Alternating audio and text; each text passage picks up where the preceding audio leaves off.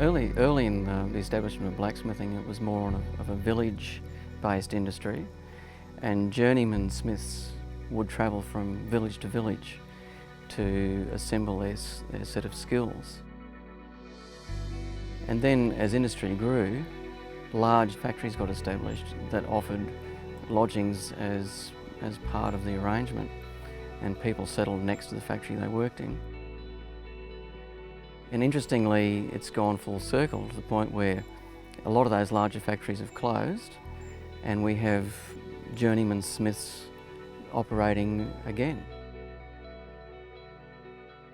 Instead of doing a traditional apprenticeship, I had to look for other ways to gain that knowledge, and I kind of went for maybe more of a community-based apprenticeship where I sort of looked for particular makers who did certain things that really excited me, and so I would go to them specifically to learn about that specific thing.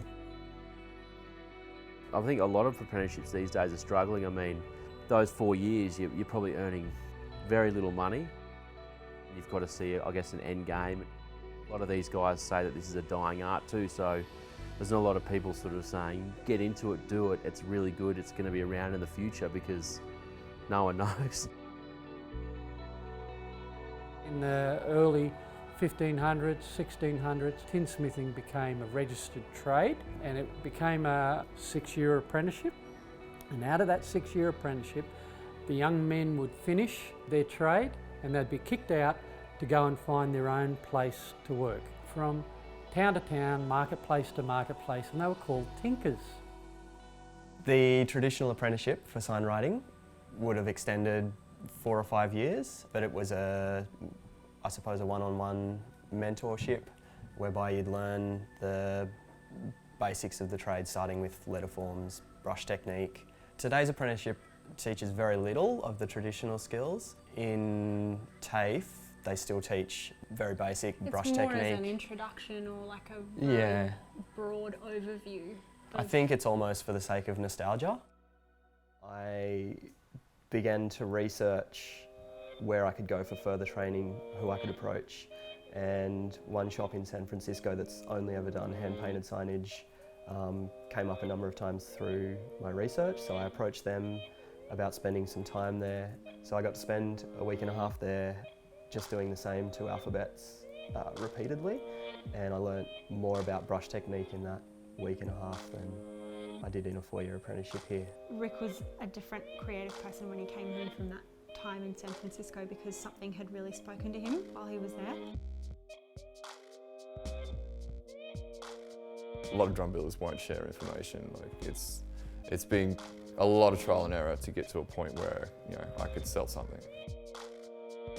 I'd say I wasn't confident enough to show anyone my stuff for at least 12 months.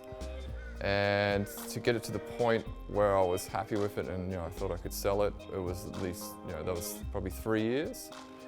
But still, it's just ongoing development. Like I look at the first things I did and I kind of, not real stoked on them anymore. But at the time I was, blown away by it. The furniture making apprenticeship is the same as it used to be as far as structure is concerned, but the skills that you learn today are vastly different. There's less of a focus today on traditional joinery, things like mortise and tenons, dovetailing, that sort of thing. It's not economically viable for a larger workshop to focus on that kind of furniture. I think there certainly is a valid reason to have the journeyman style, where you might have a master smith and just yourself working at a forge, because that intimacy allows for an easy transfer of knowledge. If you make a mistake doing it and pass the hammer to someone who can show you, it's right there. Hand skills do translate better across a one-on-one or a one-on-two sort of more intimate situation. It's watching a professional or an expert do the things that they don't even necessarily know how to teach, their little quirks, their little hand movements, the way they hold things, that is only picked up via that intimate one-on-one sort of setting. Yeah, I found out about this guy who was a master letterpress printer, And I just gave him a call and said, you know, I'm running a letterpress business. Can you come and spend some time with me? Would you be interested? You know, some of these old guys who used to be printers they just love it. So he jumped at the chance and basically wouldn't let me pay him even. He was like, I just want to spend time around these old machines. I almost think that I've got a bit of an advantage in regards to the fact that I haven't had any structure in my learning, because a lot of the stuff I've done, I've just made up.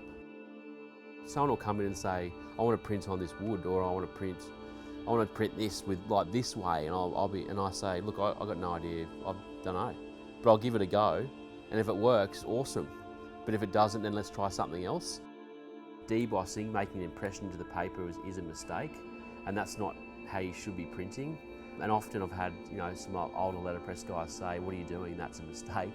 That embossing, that debossing, that texture and you know, that impression is what differentiates us from just sort of standard printing.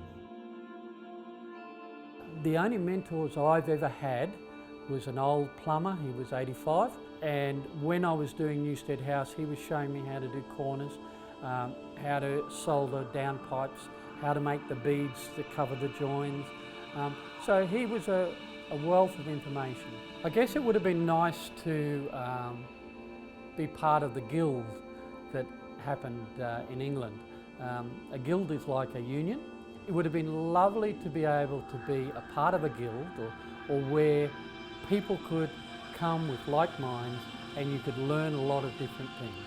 Because every tinsmith makes a bucket a different way. I travelled to India where traditionally people would make bricks on site.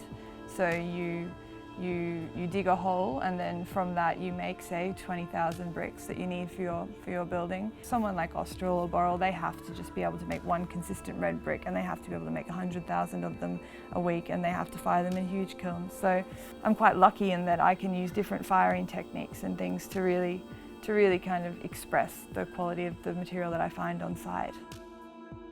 In my opinion, drums were perfected in the 40s and 50s. I don't think the sound has gotten better from there. Mass production sort of began in the 60s. A lot of Asian companies like Pearl and Mapex, very successful companies, and they all make amazing drums, but it's just very generic. I think now people are starting to look for that sound again, like that 40s and 50s sound was what people are chasing again, so a lot more boutique drum companies are popping up again and really getting into hand-making drums again. Yeah, mass production certainly has affected the areas in which blacksmithing has a future, contemporary future. For example, if I was going to buy a spanner, I'd go and buy a drop forged one that was produced in closed dies in a large factory because of its consistency and the quality of the steel. The decorative field is an area that is not mass produced in such a way, and so it's a fertile field to pursue a career. People are searching for the handmade aesthetic and responding to it a great deal more. And in response to that, we are then referencing traditional styles of typography, methods of layout, the tried and true. They've been used through the sign industry for forever. We like to look back to those things, but then think about how we can interpret them in a modern sense. So it was really important for me to find a balance between the traditional techniques and the modern technology, something that honoured both the traditional ways of the craft, but also enabled me to use modern technology to create a business that was viable.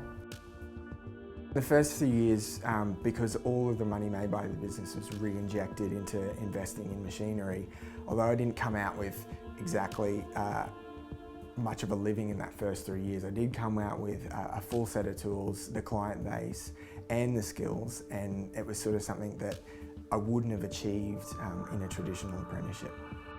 The modern blacksmith is out and about more with the public, engaging more with the public than one of history, because you're having to educate your market, talk to your public, revive the craft by exposing it to view, and it was hidden away, and it was regarded as quite mysterious, and that mystery doesn't sit well with a modern business. When people come into my shop, I always go through a spiel of talking about the history of the sheet metal, the product, where it came from, where it originated from, and I make a point of always trying to sell my product as a living artefact. Back in Australia, I've actually learnt from some of the bigger brick guys who've taken, you know, a bit of interest in what I'm doing purely because I think they feel a bit sort of limited in what they're allowed to do within their factories. I guess going forward, I think everybody's starting to return to wanting less stuff but having that stuff have more meaning. I think the only way for apprenticeship to progress or to be reinvented, to provide skills to people who are going to be really good furniture makers is by those bigger companies repackaging what they provide and letting consumers know what the difference is between buying a custom-made piece of furniture so that they can afford to put on apprentices at a rate which they can eat off. I think there's definitely something to be said for putting some kind of structure around a free flowing more style of apprenticeship where you can learn specific things from this maker and specific things from that maker, and then at the end there's some kind of overriding structure which can accredit you for that so that you can go out there and clients can feel confident in your ability.